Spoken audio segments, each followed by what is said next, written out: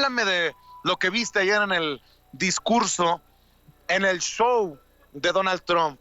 Entre otras cosas, presentó a Juan Guaidó, el verdadero presidente, dice, de Venezuela. Habla de una coalición de naciones para tumbar y rechazar al gobierno de Nicolás Maduro, algo que no han podido hacer.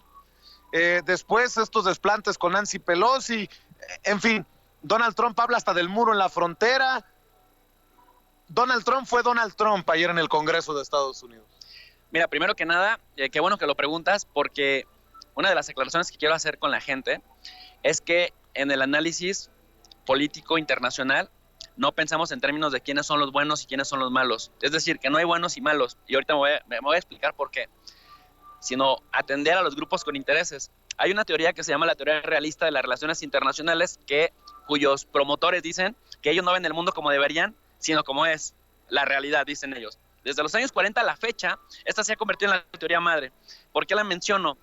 Porque justamente dice que los intereses de los grupos se definen en términos de poder y su conducta, su comportamiento, su narrativa tiene que ver con incrementar su poder. Eso es lo que les interesa. Más que el dinero o más que el poder militar, el que puedan acrecentar su dominio narrativo, su dominio cultural y sí, también su dominio económico y militar, por supuesto, que es con lo que se amparan al fecha. Entonces, cuando digo que no hay buenos ni malos, es que de pronto en Estados Unidos los grupos latinos o los grupos progresistas que apoyan a los demócratas nos venden a los demócratas como los buenos de la película y otros nos venden a los republicanos como los malos de la película. Cuando tú ves este desplante que hace Donald Trump a Nancy Pelosi, dices, el jefe del Ejecutivo versus la Speaker of the House, la presidenta de la Cámara de Representantes, la del Poder Legislativo, que la deja con la mano estirada. O sea, imagínense un presidente con esos desplantes a nivel internacional, a nivel mundial, por lo que representa Estados Unidos para el mundo. Pero luego termina Donald Trump y entonces Nancy Pelosi se la devuelve, empieza a romper su discurso enfrente de todos, tira los papeles y eso te genera una especie de sensación en la cual dice, hay una división muy profunda. Pero ¿qué pasa cuando el presidente Trump anuncia a Juan Guaidó como el presidente que Estados Unidos reconoce?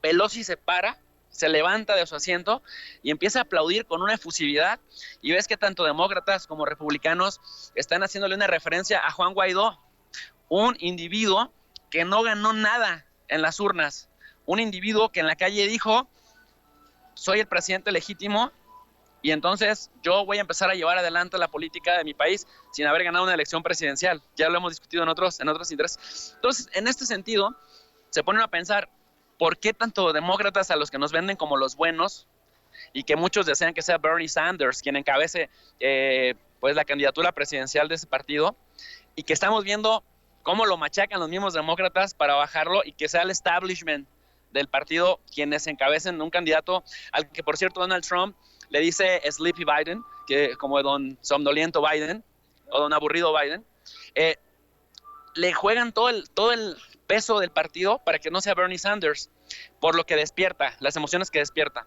Sin embargo, te das cuenta que independientemente que sean demócratas o sean republicanos, desde una tesis realista, desde una tesis orwelliana, George Orwell, en 1984, este libro famoso, decía que los grupos de poder necesitaban crear enemigos externos, porque los enemigos externos, reales o imaginarios, cohesionaban al interior.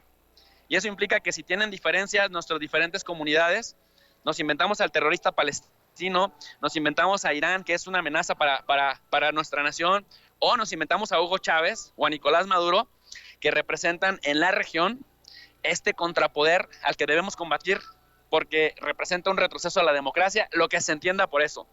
Entonces, partiendo de que no hay buenos ni malos, sino grupos con intereses, y que además el interés es incrementar el poder, prácticamente el encauzar las fichas en contra de Venezuela justamente tiene 2 o 3 objetivos. Primero, el cuestionar a la gente al interior, ganen demócratas o ganen republicanos. Segundo, el reposicionamiento y también una muestra, un mensaje para los demás países de la región de los intereses que van a prevalecer. Y en tercer lugar, un anuncio al mundo de que en el hemisferio occidental pues se impone la superpotencia. Para cerrar, mi